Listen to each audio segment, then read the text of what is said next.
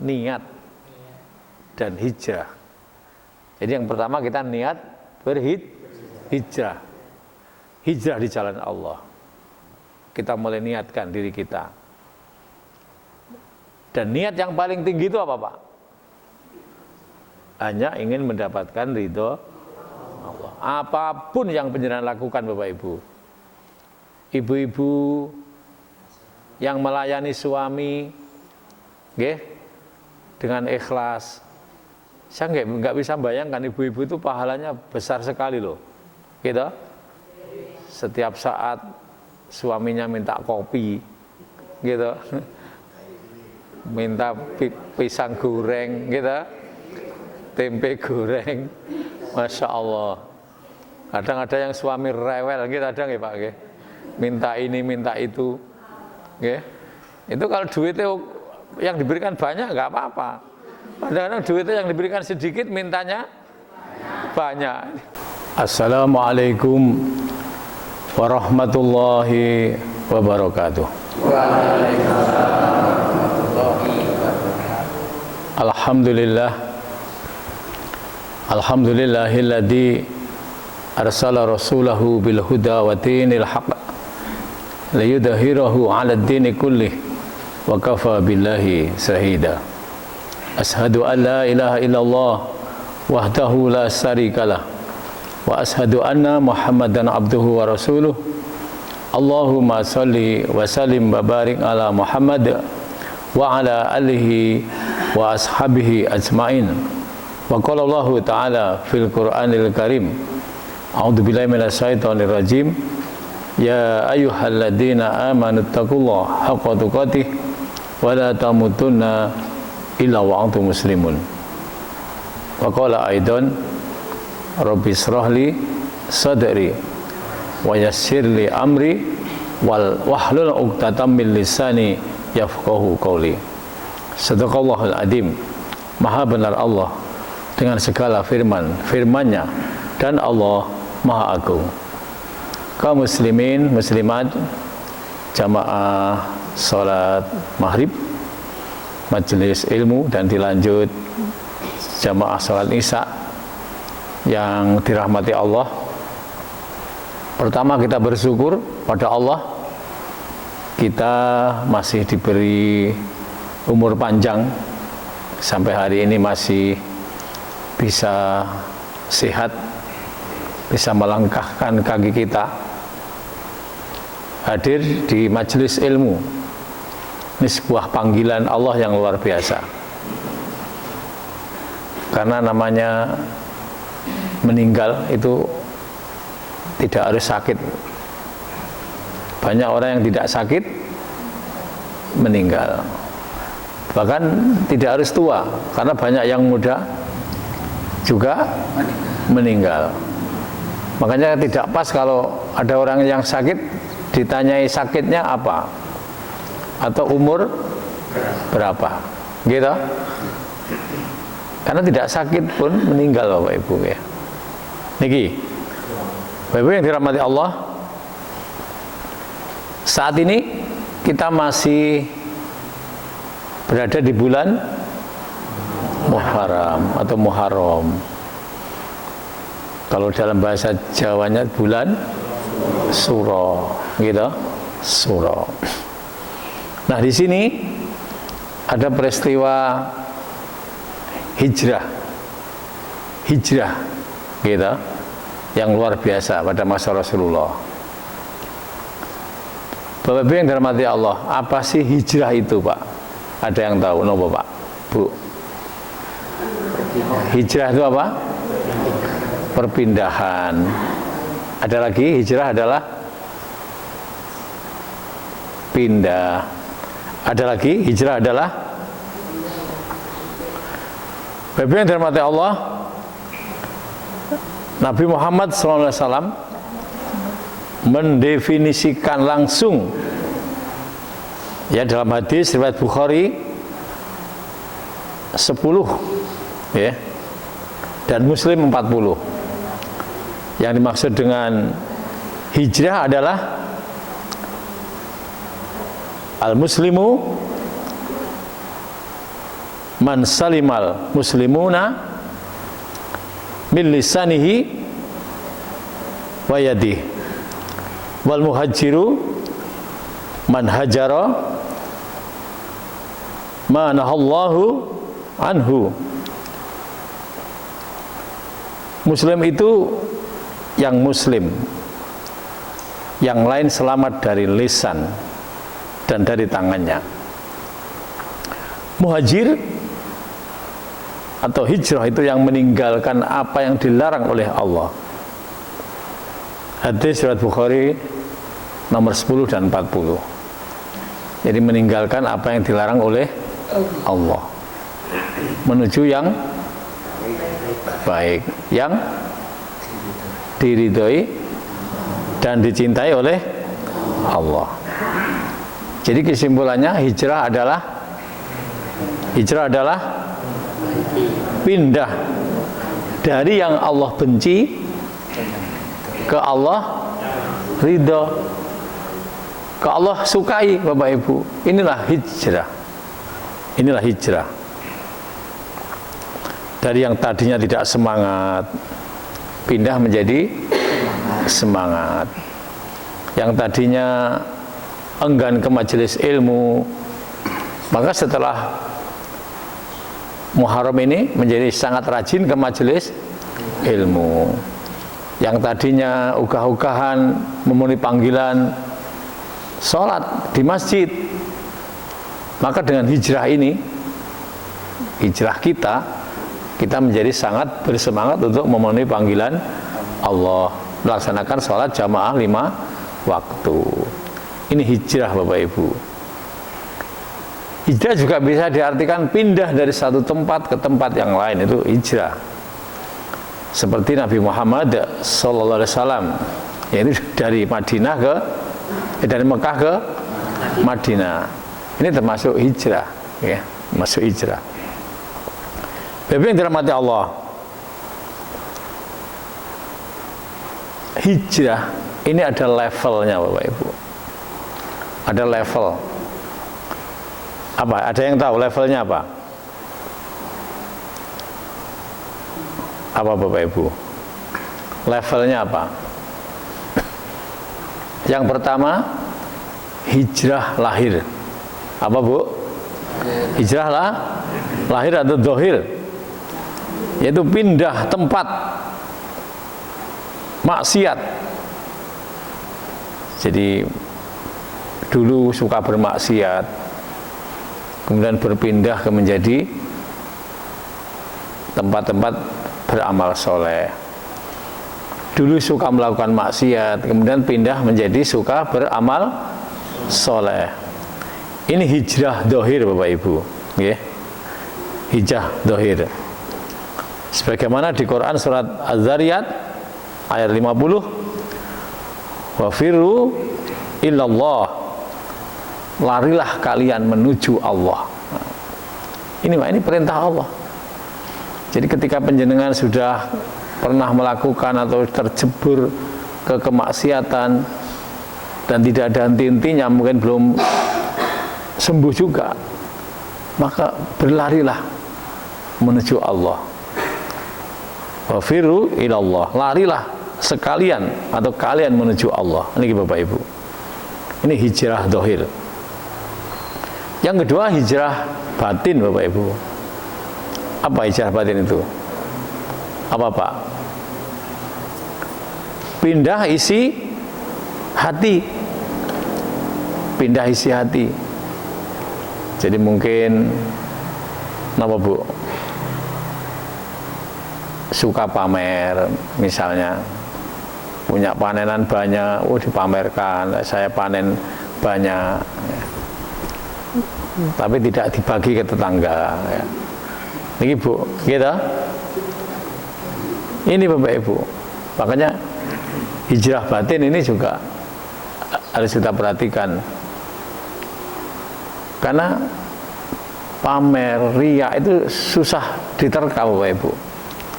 Ini sebenarnya riya atau enggak, sangat tipis untuk membedakan. Dan itu ngukurnya dari mana Bapak Ibu? Orang itu dikatakan pamer atau tidak itu ngukurnya dari mana? Dari niat. Dari niat Bapak Ibu. Jadi ada orang yang niatnya ingin memamerkan sesuatu. Sangat gampang ngukurnya dari niat. Kalau di dalam hati panjenengan sudah terbersit, nah, ingin memamerkan itu berarti pamer. Memang beda-beda tipis ya, antara tidak dengan pamer itu susah membedakan. Dan segala sesuatu itu tergantung dari niat. Innamal a'malu biniat wa innama likulli imri'in manawa. Jadi segala sesuatu itu tergantung dari niatnya.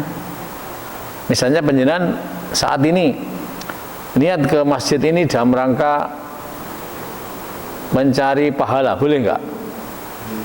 Boleh enggak? Boleh. Ingin supaya dapat jodoh misalnya yang belum dapat jodoh, boleh enggak? Boleh. Karena tergantung dari niatnya. Dan bisa jadi dapat jodoh juga Pak, okay? Dapat jodoh juga, okay? Nyatanya juga ada toh, gelibet ke masjid karena ada yang diincer, okay?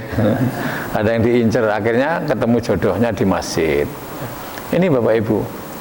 Jadi segala sesuatu itu tergantung dari yang ia niatkan. Oh, saya ke majelis ilmu niatnya ingin tambah wawasan, tambah ilmu biar ibadah saya top. Boleh nggak? Boleh. Di majelis ilmu ternyata disediakan makan dan minum gratis. Niatnya mencari makan dan minum gratis, boleh nggak, Bu? Boleh saja, gitu.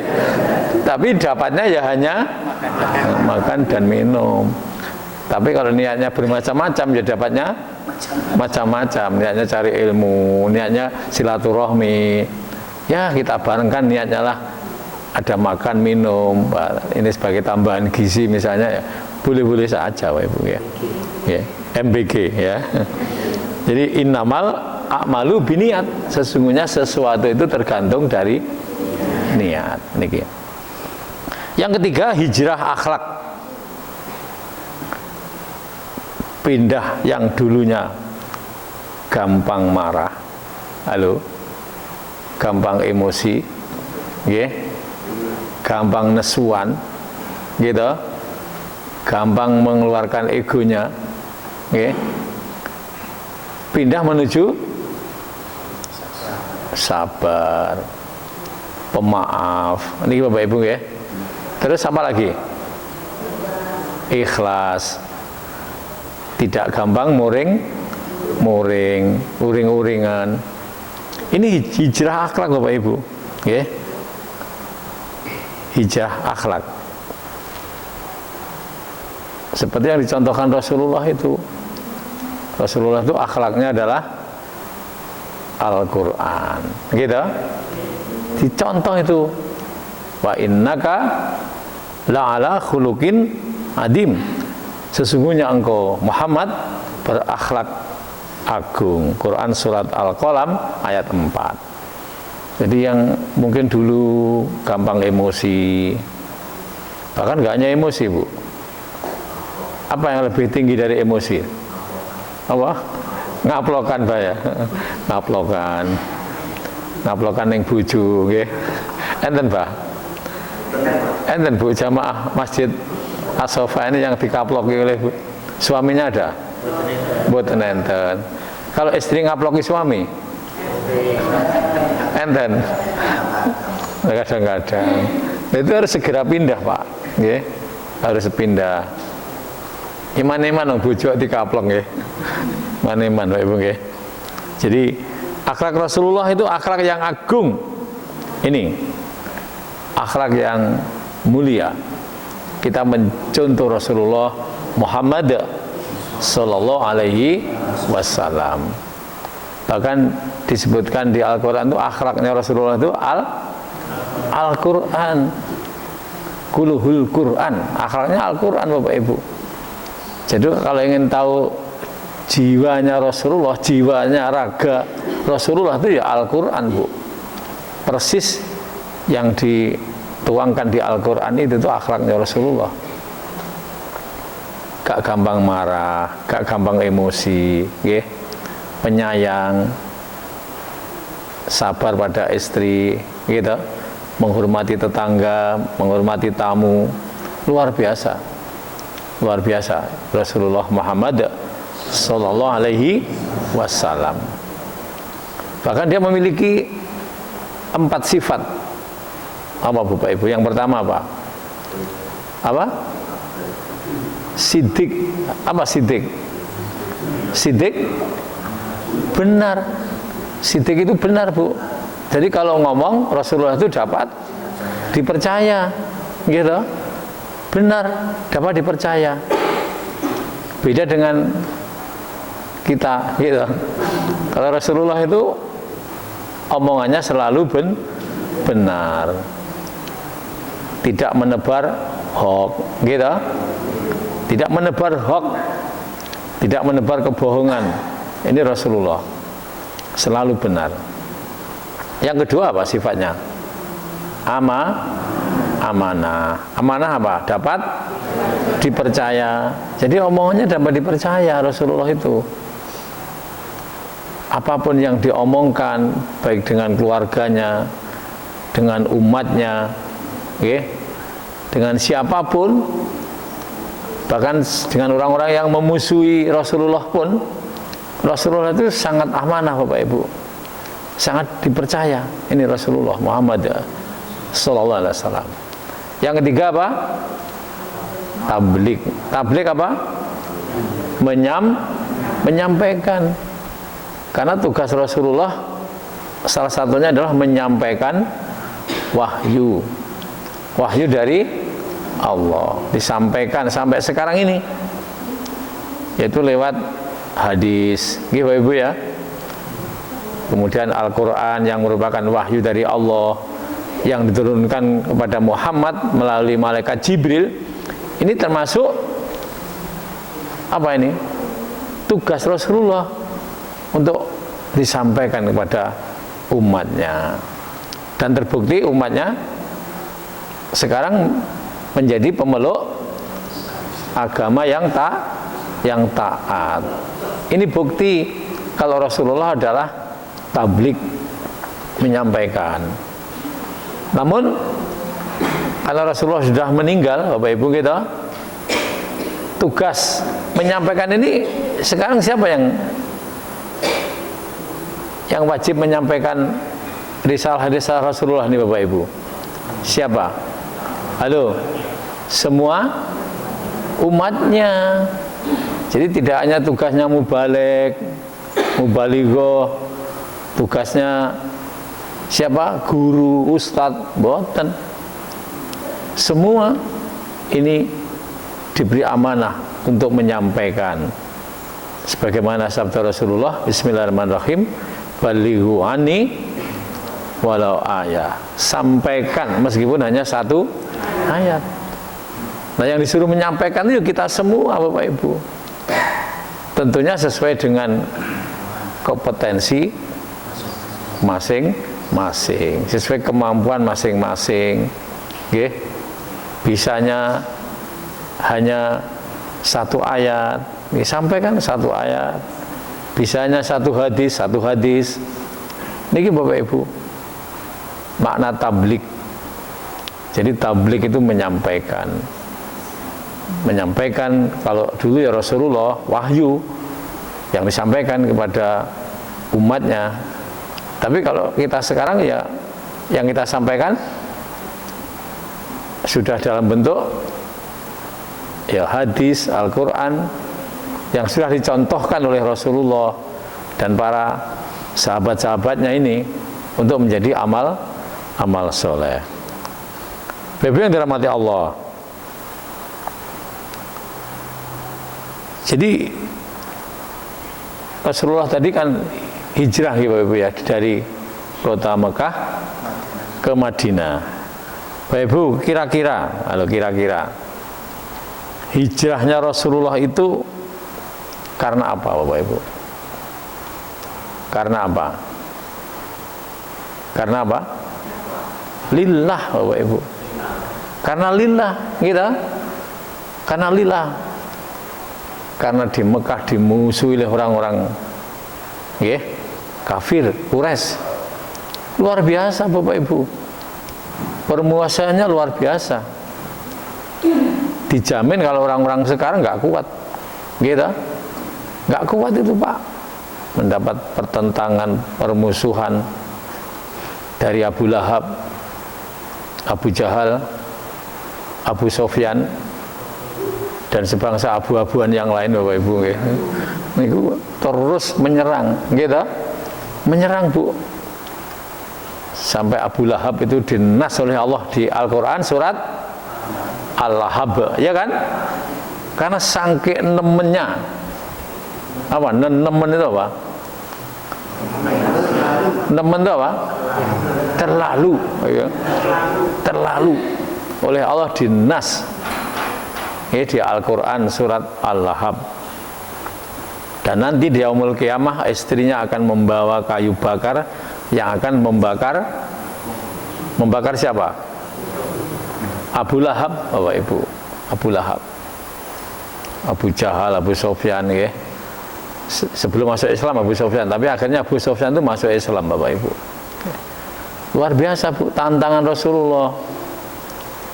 Ya, rumahnya dikotori, kotoran-kotoran, diancam mau dibunuh, biasa Pak. Ya. Dan harus ikut berperang, jangan bayangkan Bu. Halo, Rasulullah itu harus ikut perang loh Pak. Dan kebanyakan perang itu ditakuti oleh manusia. Mengapa kok orang takut dengan perang? Karena takut mati. Takut mati. Padahal tidak berperang pun mati, gitu. Ini Komandan Warno ini sudah berapa tahun dia jadi tentara, ternyata juga nggak mati-mati, gitu. Masih panjang umurnya, luar biasa ini, panjang umur, ya. Jadi mati itu urusan Allah, makanya jangan takut mati, Bapak Ibu. Kalau belum waktunya mati, berperang pun juga nggak akan mati. Tapi kalau waktunya mati, tidur pun juga mati. Bisa jadi kepleset kulit pisang pun bisa meninggal Pak. Oke, kalau sudah waktunya mati. Bahkan nggak kenapa-kenapa, tidur bablas. Ada Bapak Ibu, ya. Ini Bapak Ibu. Bapak yang dirahmati Allah. Sekarang rintangan-rintangan hijrah. Nah, ini Bapak Ibu. Rintangan-rintangan hijrah dan solusinya. Waktu itu Nabi memang diganggu oleh Abu Jahal, gitu, Abu Lahab. Tapi apakah sekarang sudah nggak ada yang namanya Abu Jahal, Abu Lahab itu? Banyak, ya. Disebut apa? Disebut apa? Disebut Abu Jahal modern, Bapak Ibu.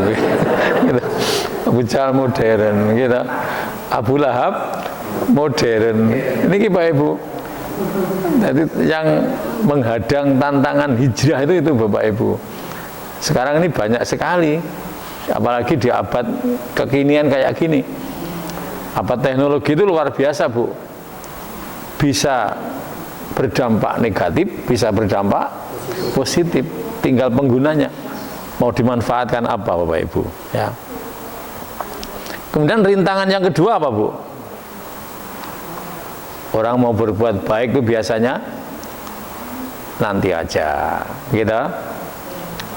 Mau umroh tahun depan, nah gitu. Ini kan termasuk rintangan Bapak Ibu, ya. Termasuk rintangan, ya. Rintangan kita, ya. Kose, ya kan? Sudah terdengar adzan, panggilan adzan, Allahu Akbar, Allahu Akbar. Kose, ya kan? Nanti dulu. Layeh-layeh. Menghabiskan rokok, menghabiskan kopi. Ini tantangan Bapak Ibu, ya. Kemudian teman-teman pada semua kayak gitu kok ikut-ikutan. Nah, ini juga tantangan Bapak Ibu. Ya. Jadi tantangan. Karena kebanyakan manusia itu ikut apa Bu? Kebanyakan orang di muka bumi yang disesatkan. Kemudian yang ketiga, rintangan yang ketiga, rugi dong kalau tinggalin riba atau pinjol. Nah, ini Bu. Berarti takut miskin. Nggih Bapak Ibu, ini tantangan loh ya. Hati-hati Bapak Ibu. Jadi saya punya teman tuh sampai habis Bapak Ibu. Uangnya miliaran itu sampai habis karena terkena pinjol ini Pak. Makanya hati-hati, ya. Hati-hati kalau buka HP, jangan-jangan kita bertransaksi dengan pinjol. Sangat hati-hati Bapak Ibu. Jadi pinter, namanya orang berbuat jahat itu sama dengan kemajuan di zamannya Bapak Ibu. Kalau dulu kan nggak ada pinjol, nggak ada ya, lewat HP online, ya nggak ada. Tapi sekarang canggih Bapak Ibu, luar biasa. Makanya hidup kita harus hati-hati, ya. Nah, kita solusinya apa Bapak Ibu? Halo, solusinya apa? Menahan diri, bertakwa kepada Allah. Wa may yatawakkal 'ala Allah fahuwa hasbuhu. Siapa yang bertawakal kepada Allah, maka Allah akan mencukupi Bapak Ibu, mencukupi dia. Quran surat At-Tolak ayat 3. Jadi Allah yang ngasih rezeki kita, bukan apa? Bank keliling yang ngasih rezeki kita, Allah yang ngasih rezeki kita. Tapi kuncinya dengan bertawakal, wa huwa hasbuhu. Bertawakal pada Allah. Wa may yatawakkal 'ala Allah,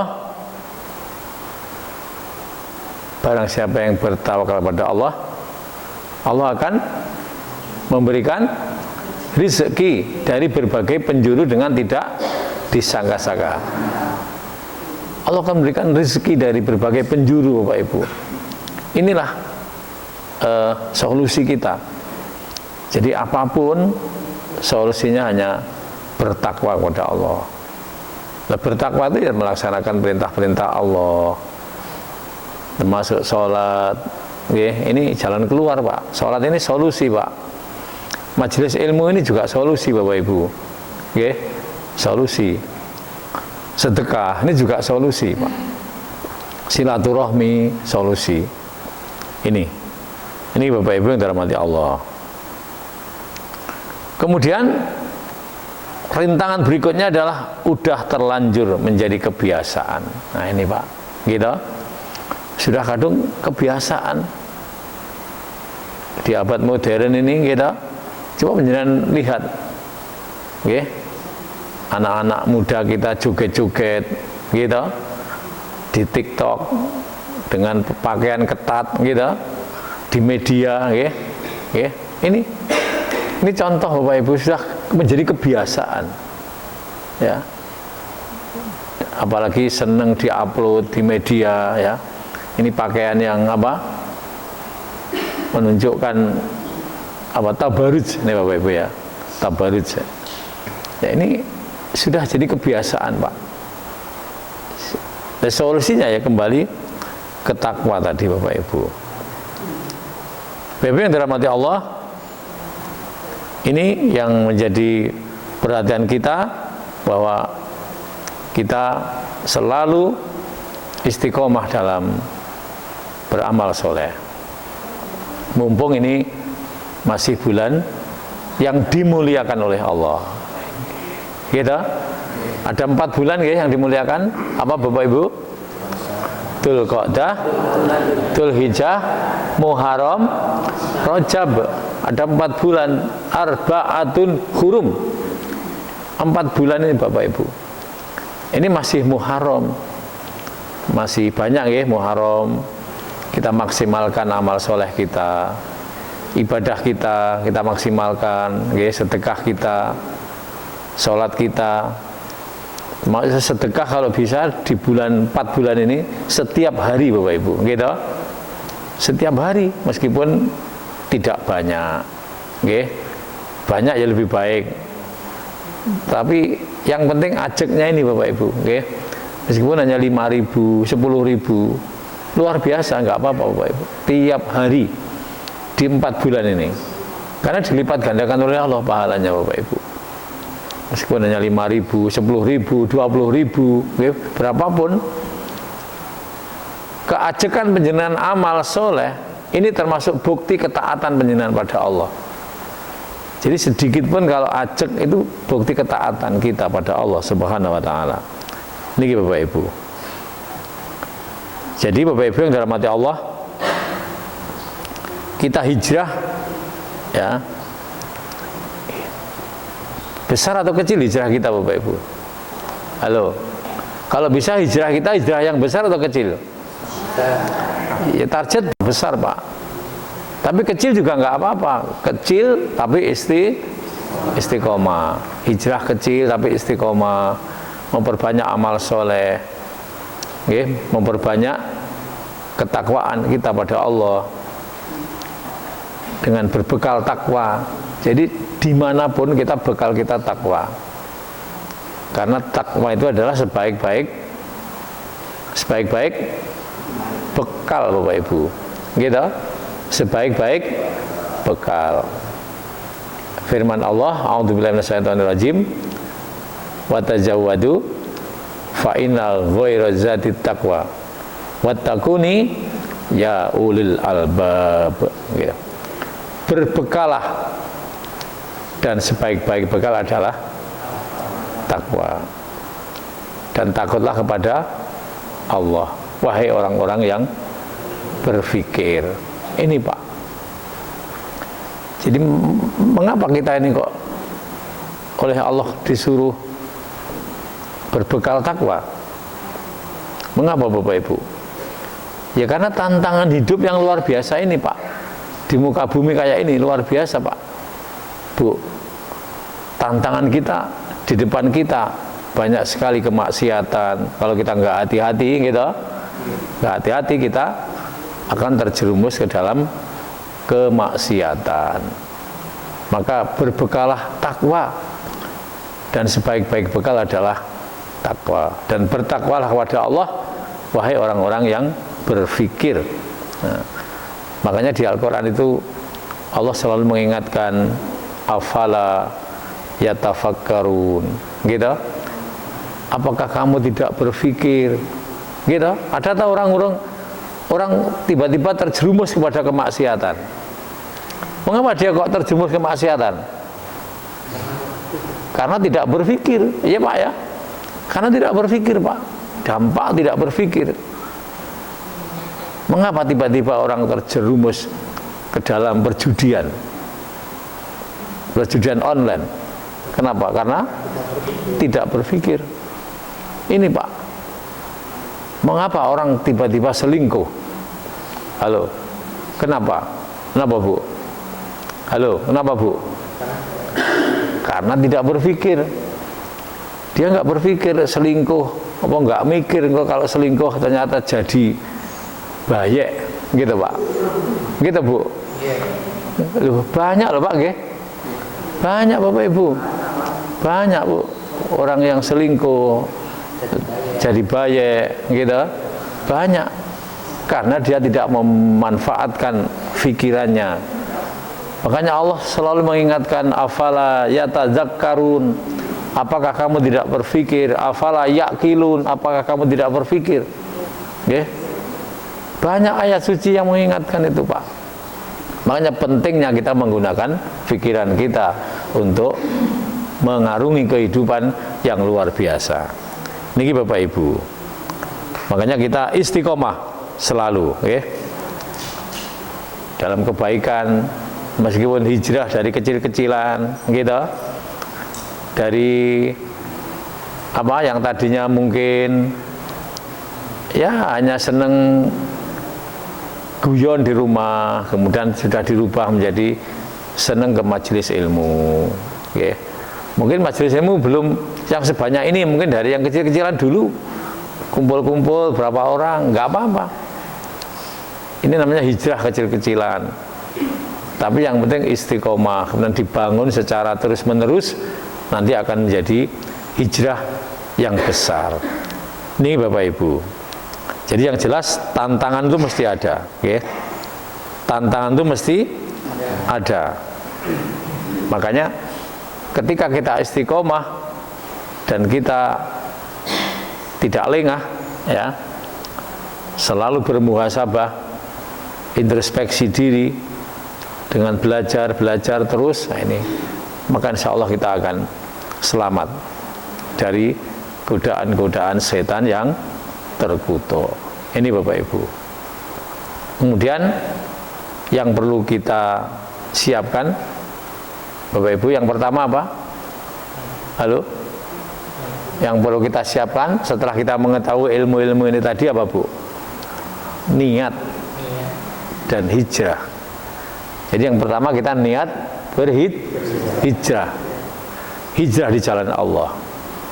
Kita mulai niatkan diri kita. Dan niat yang paling tinggi itu apa, Pak? Hanya ingin mendapatkan ridho Allah. Apapun yang panjenengan lakukan, Bapak Ibu. Ibu-ibu yang melayani suami, dengan ikhlas. Saya nggak bisa bayangkan ibu-ibu itu pahalanya besar sekali loh, gitu. Setiap saat suaminya minta kopi, gitu, minta pisang goreng, gitu, tempe goreng, masya Allah. Kadang ada yang suami rewel, gitu, ada nggak Pak? Minta ini, minta itu, itu kalau duitnya yang diberikan banyak nggak apa-apa. Kadang-kadang duitnya yang diberikan sedikit, mintanya banyak. Ada, Bu? Ada. Itu namanya suami rewel, Ibu. Ya Allah, memberikan belanjanya sedikit kok mintanya macam-macam, Ibu ya. Saya nggak bisa bayangkan ibu-ibu. Tapi kalau niat panjenengan ingin mendapatkan ridho Allah, luar biasa. Demikian juga suami, suami itu juga berat loh, Bu. Jangan dikira nggak berat. Kerja keras. Saya yakin ibu-ibu tuh jarang yang menonton suaminya ketika kerja keras. Jarang, ya. Bagaimana polanya suami saya ketika kerja? Belum pernah tahu, ya, Bu. Berat, Bu. Jadi suami itu juga berat, Bu. Kalau nggak diniati untuk mencari ridho Allah itu, Masya Allah, Bapak Ibu. Ini, Pak. Jadi saya punya pengalaman kemarin, Bapak Ibu. Kira-kira 2 minggu yang lalu, kurang lebih, saya itu dapat tugas ke Probolinggo, Pak, Bu. Ke Probolinggo, Pak. Kemudian naik bis dari Ponorogo sekitar jam 8, naik bis Restu, Bapak Ibu. Saya turun di Menanggal, Surabaya, sebelum terminal. Kemudian kami cek kantong saya, loh, HP saya kok nggak ada. Saya sudah panik, Bu. Karena HP-nya nggak baik sebenarnya, tapi isinya ini, Bu. Isinya ada data-data kepegawaian, ada macam-macam ini yang saya, Masya Allah, saya sempat panik sebentar, Bu. Tapi saya kembalikan ke Allah. Pikiran saya saat itu, saya nggak nutut, saya akan menyelesaikan sendiri, nggak nutut, Bu. Nggak mungkin, pikiran saya, wah ini nggak mungkin ini. Kalau pikiran manusia, langkah manusia, nggak mungkin menemukan HP yang hilang di bis. Bener, Bu, sampai di Menanggal tadi, saya minta tolong anak ojek, Mas, tolong bis Restu yang baru lewat tadi, saya turun di depan penjelasan tadi, dikejar, Mas. Dan nanti tak bayar berapa, saya manut. Akhirnya masuk terminal, Bu, dikejar sampai tempat bis. Sempat, Pak. Kemudian saya mencari kru bis. Sudah nggak ada, Pak, bis saya tadi, Pak. Terus saya tanya ke teman tim yang lain, tim Restu. Saya mencari, menanyakan, lah Bapak karcisnya mana? Kalau Bapak tadi naik bis dari Ponorogo, karcis saya hilang sekalian, Bapak. Ketelingsut sekalian. Tak cari di tas nggak ketemu, di kantong nggak ketemu. Wah, semakin panik Pak Ibu. Ini HP ini pikiran saya yang mahal HP-nya ini Bu. Akhirnya saya baru ingat, ya Allah, ingat Allah Bu, minta untuk dimudahkan. Kemudian Mas, saya tadi naik bis dari Ponorogo jam 8 Mas, ingat saya jam 8. Oh jam 8 ya Pak ya, karena saya nggak punya kartu Bu, kartu karcis tadi nggak tak pegang. Oh coba Pak, tak tanyakan mandornya di Ponorogo, ditelepon. Oh ya benar, ini ada, tadi ada berangkat jam 8, sopirnya namanya ini disebut. Kemudian bel-belan Bu, akhirnya ngebel kondektur yang baru masuk ke terminal. Tapi masih setelah dibel ternyata masih di pom bensin Pak. Kemudian bis masuk terminal, ya nanti tak bersihkan coba, nanti orangnya di bis keberapa. Oh saya tahu orang tadi di tengah-tengah itu ada penumpang yang sambat. Memang waktu itu saya sambat Bu, sakit kaki saya itu, karena kaki kebekuk kayak nyepit itu Bu. Masya Allah, perjalanan jauh itu baru sampai Surabaya, belum ke Probolinggo itu Bu. Akhirnya dicari di bawah itu, ternyata ada di bawah jok kursi Pak. Ada Mas, di bawah kursi Mas. Alhamdulillah, saya bersyukur, Masya Allah Pak, luar biasa. Oke. Terus saya disuruh nunggu, nanti nunggu di sini Pak ya, nanti cari saya di sini. Saya ke toilet sebentar, kemudian saya temui orangnya, terus diberikan ke saya. Tak kasih upah juga nggak mau, berikan ke yang bersih-bersih Pak, yang membersihkan bis tadi juga nggak mau, jadi nggak mau. Coba bayangkan itu, padahal bis Restu itu dari Malang tuh, dan dari berbagai itu banyak loh Bu, kok masih ketemu ya kan? Ini karena saya hanya yakin pada Allah. Ini kalau nggak Allah nggak bisa menemukan HP saya ini. Jadi akhirnya HP itu kembali Bapak Ibu. Ya, inilah jadi pentingnya kita selalu menggunakan akal kita untuk berpikir, dan tentunya berpikir dengan ketakwaan. Berpikir dengan ketakwaan. Kok saat itu saya ngelokro Bapak Ibu, saya ngelokro nggak yakin, ya hilang, gitu. HP itu hilang, kok ngelokro putus asa. Bis sekian banyak loh Bu, Restu itu banyak sekali loh Bu, dari Malang ke Surabaya, terus Surabaya Ponorogo, numpuk sekian banyak loh. Kok saya ngelokro hilang. Tapi saya hanya punya keyakinan Allah pasti akan menolong, menolong hambanya dalam kesulitan. Sampai saya keluar kata-kata ke kondektur, Mas, kok yang neng Mekah ya Mas, barang hilang bisa kembali. Tersenyum, tim tak gitu kan tersenyum. Subhanallah, luar biasa. Dan terima kasih aku ke tim Restu. Jadi insya Allah Pak, kalau di Restu itu insya Allah barang hilang akan kembali, dan terbukti milik saya juga kembali. Nah ini Bapak Ibu yang dirahmati Allah. Jadi kita selalu berpikir di mana saja, dalam keadaan apa saja, sandaran kita hanya kepada Allah Subhanahu wa Ta'ala. Ini kunci Pak. Apapun yang kita lakukan, pokoknya yang penting kebaikan loh. Kalau kejahatan nggak boleh Pak disandarkan pada Allah, nggak boleh. Kebaikan ini harus disandarkan pada Allah, dan Allah pasti akan memberikan jalan keluar, memberikan solusi. Ini Bapak Ibu makna hijrah yang kita pelajari hari ini. Jadi intinya kita dengan bulan Muharram ini, di mana ini momentum hijrah, kita hijrah dari yang tidak baik menuju yang baik. Hijrah yang tidak semangat menuju semangat. Hijrah yang tadinya malas menjadi lebih rajin dalam hal amal soleh. Hijrah yang tadinya ogah-ogahan, malas mendengar panggilan-panggilan ilahi, kita hijrah menuju orang yang menyongsong, bahkan menyongsong loh Ibu, menyongsong panggilan ilahi, tidak hanya menunggu Bu, menyongsong. Maksudnya menyongsong apa? Jadi ketika adzan belum berkumandang, kita sudah menyiapkan diri, Bu. Di masjid itu namanya menyongsong. Bukan menunggu lah nanti aja kalau sudah sholat. Itu menunggu, Bu. Nanti aja kalau sudah iqomah. Itu namanya menunggu. Tapi kalau menyongsong, sebelum adzan sudah di masjid. Sebelum iqomah sudah di masjid. Itu menyongsong. Menyongsong panggilan Allah.